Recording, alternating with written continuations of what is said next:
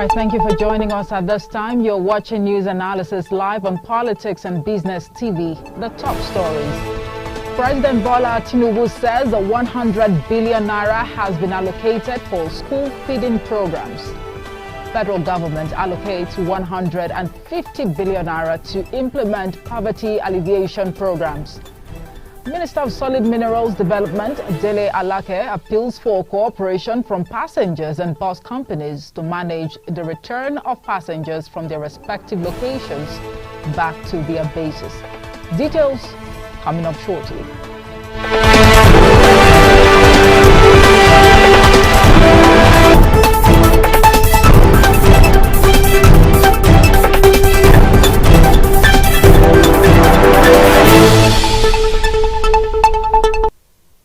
Welcome back. I am Omohefe Peace Osemere.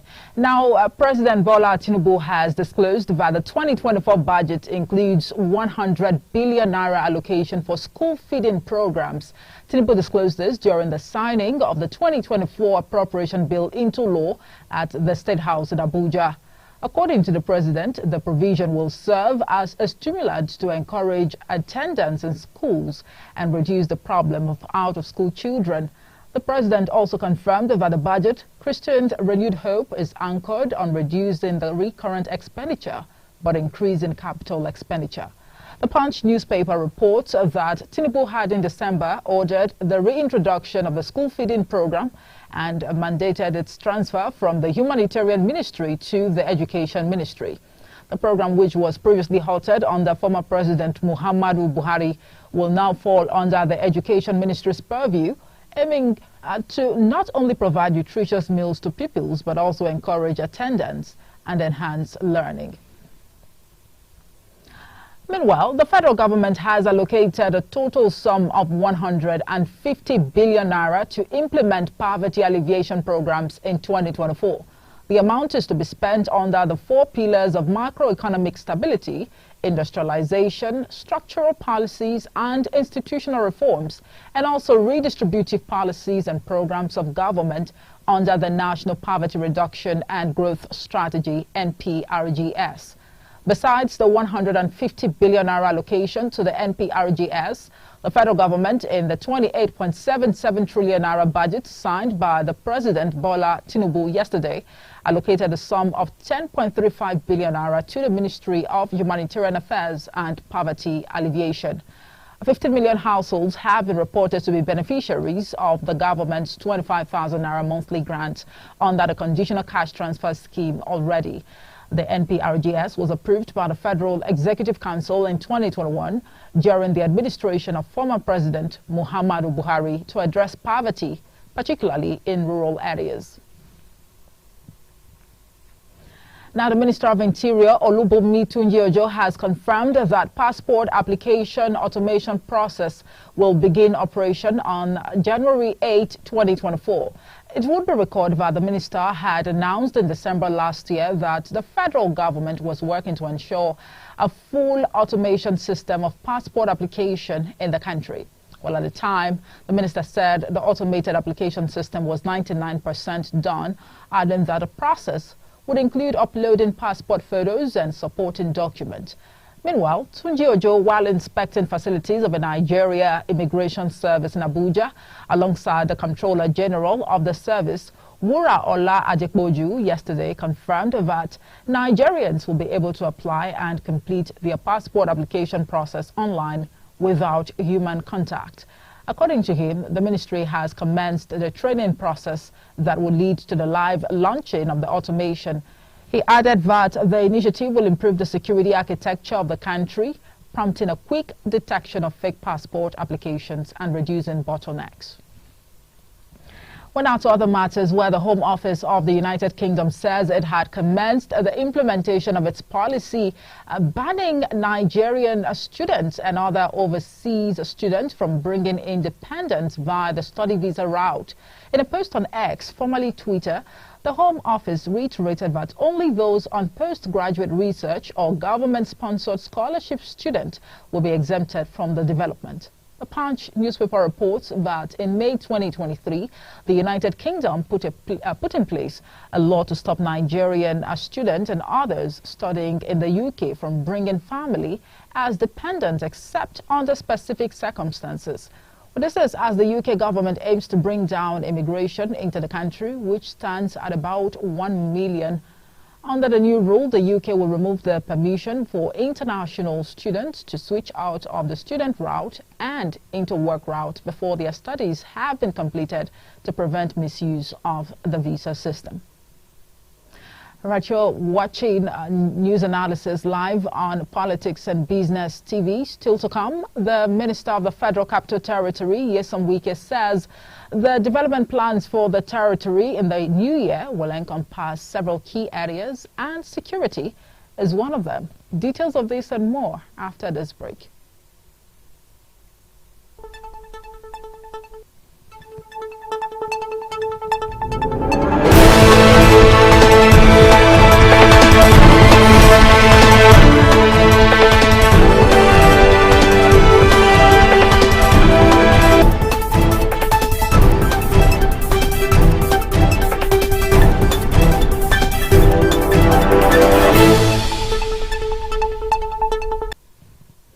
Welcome back. You're watching News Analysis live on Politics and Business Television. The Minister of Solid Minerals Development, Dele Alake, has said that over 163,000 passengers benefited from the federal government subsidized interstate trips for the end of the year festive period.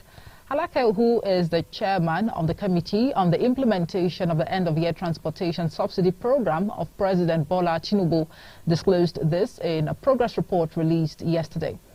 According to him, beneficiaries saved 21,500 naira and 15,000 naira each on trips to Abuja and Onitsha. It will be recorded that the federal government had in December 2023 announced a 50% reduction in transportation costs along 22 interstate routes and free transportation on the route of the Nigerian Railway Corporation during the Yuletide season.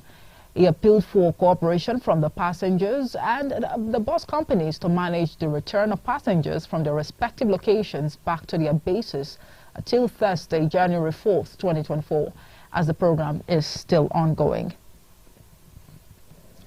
Now, the Minister of the Federal Capital Territory, FCT, Nyesom Wike, has pledged to implement policies that will bolster the development of the territory. The minister made the pledge in his New Year message yesterday. Wike said the development plans for the territory in the new year will encompass several key areas, which he listed to include infrastructure development, economic empowerment, social welfare, sustainability development, community engagement, and security. On security, he said, and I quote, "I wish to reaffirm the administration's unwavering commitment to ensuring the security and well-being of all residents. Security remains a top priority, and we will continue to support the effort of the security agencies in keeping the FCT safe. While we remain vigilant and responsive by adapting to evolving threats, I equally call on residents to play their roles by cooperating with security agencies by providing much-needed information should the need arise." End of quote. Now, it will be recorded that Nyesom Wike had, upon assumption of duty as the FCT minister, vowed to improve security in Abuja in his first 6 months in office. However, there have been concerns around insecurity, with one-chance robbery topping the list in recent times in Abuja, a situation which some Nigerians say is indeed disturbing. Joining us live to discuss this and related matters is a security analyst, Salihu Mahmoud Dantatai. He joins us live via telephone from Kaduna State. Good afternoon to you, Salihu. Good afternoon, Efe. Right, thank you very much for joining us, and of course, I must say Happy New Year to you once again. Same to you, how's the family and the new year as well? Very well, thank you. Now, let's focus on, the Federal Capital Territory today. As a security analyst, what have you been able to gather with regards to cases of one-chance robbery, kidnapping, and the likes?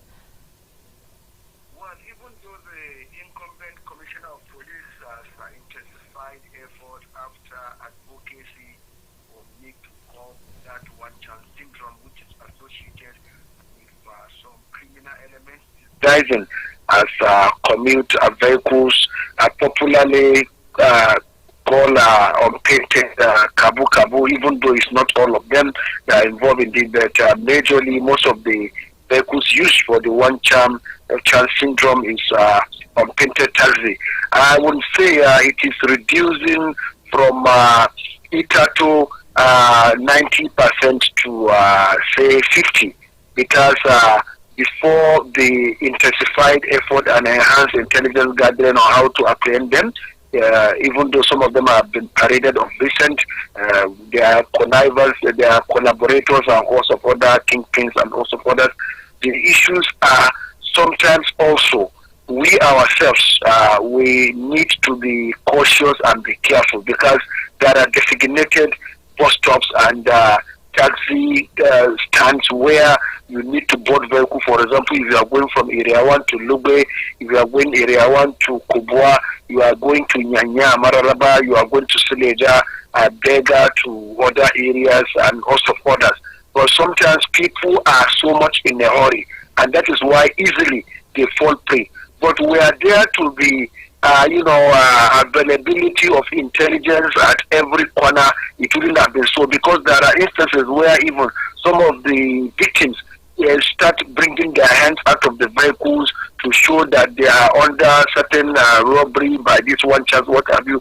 But you can find standby eloxes of the police and other without even doing anything to save such victims.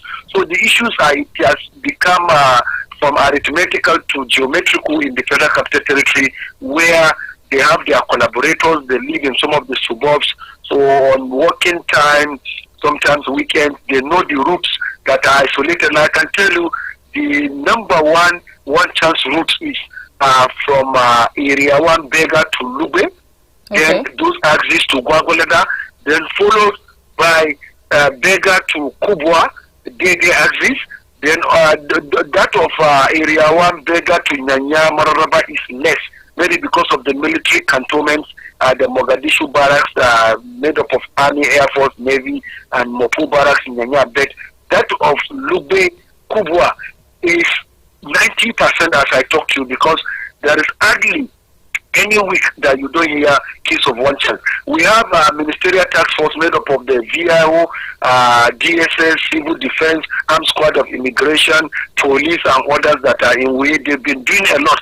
But even the ministerial task force that has the capability, because they are combined joint task force, that's why we call them ministerial task force, they are lacking adequacy of gadgets, intelligence gathering material, as well as even operational vehicles. When you see most of the... I'm sorry, but if you let me ask you this real quick. But apparently you have a lot, on your sleeves to, reveal to us today on the program. But this is... the Federal Capital Territory, I mean the nation's capital. How disturbing should this trend be to the federal government? It should be a serious disturbance to federal government, because Federal Capital Territory is where the presidential villa is, where you have members of diplomatic community, service chiefs, Inspector General of Police, honorable ministers, head of ministerial agencies, parastatals, and other establishments, including United Nations and what have you. Then if you cannot have security at the headquarters of your administration, then you have lost it all. This is not other state. This is Federal Capital Territory, where the President and Commander-in-Chief is, where the service chiefs are, where the Inspector General of Police and others, as well as service chiefs or paramilitary. So it is very, very shameful. Where we need to set precedents of being secured is the Federal Capital Territory, because when people leave America, Germany, France, India, Uganda, Rwanda, Burundi, Congo, the first point of call is Federal Capital Territory. They might not have business with Yola, Adama State. They might not have business with Kano. They might not have business with Kayama in Kwara State. Or will they have a business with Kembu in Calabar State? The first point of call is Federal Capital Territory. When ambassadors are designated newly, when they are to present their letters of credence to the President and Commander-in-Chief, where do they do it? At the presidential villa. Okay. Even that bridge that leads from villa to head of service, even with the presence of routine of security vehicles parked there, sometimes you are not safe between that head of service to Sahad Central area and Federal Mortgage Bank. All right, Saliu, indeed. I mean, this should be of utmost concern to, the FCT minister, the federal government, and Nigerians in general, because, of course, it speaks volumes, to hear that the nation's capital is under some sort of siege, taking a look at, the progression of events and how these unscrupulous elements carry out their activities. Now, let's talk about the causes. What can you say exactly is the cause or the reason why, this trend of one-chance robbery and kidnapping, why has it, continued to thrive in the FCT? Well, you see, on daily basis, there are influx of people who have nothing to do or no business in Federal Capital Territory. The mentality now is that when you don't relocate to Federal Capital Territory, you cannot make it easily, which is not. People are there in Port Harcourt making it. People are there in Lagos making it. Nasarawa, Niger, Kano, Kaduna, Delta, Edo, and other states. So that mentality is causing it. And when you see the class of people that engage in this one chance are both male and female, middle age, and sometimes in their 40s. When you find out they are not even educated, when you find out they are not people that have good orientation, because I can give you example for those that were arrested. They will tell you they lost their jobs. That's why they were lured by friends and what have you. So must you be a criminal to be able to survive? Is it not human beings that washes plates in restaurants? Is it not human beings that are tricycle riders? Is it not ladies that dresses hair? Is it not ladies that does sewing of clothes and also other things? So I think it is a kind of lack of contentedness and sometimes lack of parental care where people think they must belong. And when you find out this one chance syndicate, mostly what they take is your answered money and even injure you. Sometimes there was a particular lady that was even thrown out of the vehicle, and that is why I'm saying if we must find this solution, let the ministerial task force be properly equipped, because oftentimes, sometimes when I go for intel in their office in Wikidia, you find them at the time they go out for raid of unpainted taxi and kabu. Most of the vehicles they apprehend are one chance vehicles that are being used for that. So if we have a ministerial task force like that, and under the FCTA we have a security services department, what stop appropriation of enough money for them, get them walkie-talkies, get them arms, logistic vehicles, allowances, insurance. Sometimes you don't need to wait to act when it is happening. No, let them be present. They are 24-hour patrol going and coming on Airport Road, on Bega Kubwa, Area 1 Kubwa, as well as Nyanya and other entry and exit points. It will go a long way. Indeed. Well, indeed, a very vital point there. The need to have security personnel, stationed at these, locations that you have been able to, pinpoint to be flashpoint for these unscrupulous elements. But from your own observation, Salihu, is it possible that these areas you highlighted earlier as to where, these unscrupulous elements, can be found, do we have a situation whereby there are no street lights, there? Yes, you see, the only areas you see street light working 247 is airport roads. But sometimes when you are applying Kubwa Road in the night, from that Katampe till you get to that Owando, where you have Ibrahim Gambari way that will lead you to part of Katampe, some of the street lights are not working. And these are also factors, because when it is dark is when they perpetrate this act. They can throw somebody like the ones they did of recent, where they threw people. They went and threw them where there were no street lights. Then the worst is even you are living here to Nyanya, no street light. Okay. That you cannot. The moment you are living at Sokoro, then the worst of it is even when you are going to Buhari areas and other exit points to Zuba and others, which ought not to be. So I think beyond street lights, FA, there should also be CCTV. We had a counterpart funding from China, International Corporation to Federal Capital Territory Administration Authority, to install CCTV during Bala Mohammed administration. It should be investigated. Where is that $70 million US given by China International Corporation for counterpart funding for fixing of CCTV beyond just street lights? If there are CCTV in areas, even after the perpetration of the crime, the CCTV footage can show the color of the vehicle, the number, and what have you. Then they can be able to act on that since we have other relevant security agencies. Right.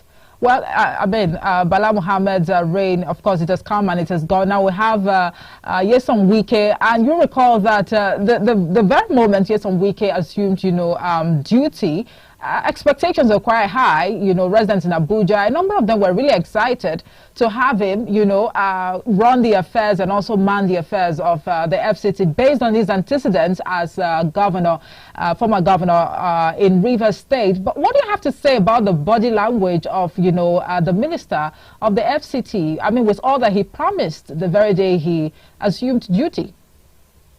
You see, as a former governor, he knows what it takes to secure people and property. Right. At the inception, he held press conference where he was even worried with the situation report and the security report he got pertaining this, and sting operations were carried out. But what matters most at times is sustainability, not just the commencement, because whenever they come, they like to impress people. But the honorable minister seems to be driven now by, his yearning to gear revenue for FCT, which is beyond, because without security, even the revenue you gathered, you cannot use it. So I think beyond the promises, let him also, he has a security services department under FCTA. Let an inter-ministerial committee on security be there. It mustn't be of the FCT command alone or the service agencies like civil defense, DSS and others. Other ones from, since the force headquarters is here, the army headquarters are here, from the armed forces, army, navy, air force, you get representations.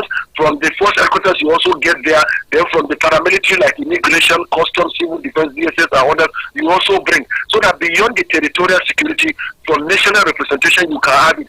Then beyond that, we have vigilante in the FCT too. Some of these people live in some of these areas. They know who the criminals are. Also get them, give them packages so that there can be all collaborative effort. Beyond just one-child syndrome, even skeletal crimes within the metropolitan city is also there. You cannot walk freely from Wuse Bridge to Zone 4 from 11 o'clock. You cannot walk to other pedestrian areas within the city center. So all these areas, you have presence of rapid response vehicles of Nigerian police. Then sometimes you get in there, you even see that the officers have gone to take some drinks, leaving the vehicles empty, including those of these other service agencies. So I think above all, we need to restructure the committee, empower and entrust it to someone. He can get a retired AIG or commissioner of police to edit. Okay. It once happened under one minister in FCT here. I mean, no pun intended, but it's a bit laughable to say that some of these officers, they leave their point of duty to go take some drinks. I've come across that several. But yes. Anyways, I mean, a little bit of drink is good for, the body and soul, one would say. But it is against the rules of engagement in the armed forces, police, and other security agencies, because when you are drunk, you will not be able to do the right thing. Sometimes you are out of your senses, and sometimes it makes you to even pull the trigger without order and in anger and dropping in disgrace. So drinking, taking of hard drugs and what have you is against the rules of engagement of the police, paramilitary, armed forces and others, so it's not encouraged in any part of the world. Absolutely. Thank you very much, Saliu. But before we go, I mean, in a minute, a more decisive way to nip this in the bud. I mean, some security analysts had even suggested that some sort of security, special security outfit be set up in, the FCT. Would you also throw your weight behind that? No. There is no way any security outfit could be set up. Most of these security outfits, you see, they are private companies registered with the Ministry of Interior. So the only thing that can be set up under the purview of the law is committee, like I told you. You understand? They can constitute a committee. But when you are setting up an outfit, we cannot be like other southwestern states where they have Amotekun. This is Federal Capital Territory, point of unity. So we cannot do a sectional or regional agenda here. It has to be something that goes in tandem with international best practice. Thank you very much. I'm afraid we have to leave the conversation here now. Salim Mahmoud, a security analyst. Thank you so much for your time. Thank you, Effie. Thank you. Right, and that's it for news analysis today. Thank you so much for watching. Our fingers are crossed to see how events will unfold in the days to come within the FCT with regards to security matters. I am Omoefe Osemere. Thank you so much for watching. Don't forget you can follow us across social media platforms at Politics and Business Television. Until next time, do have yourselves a prosperous new year.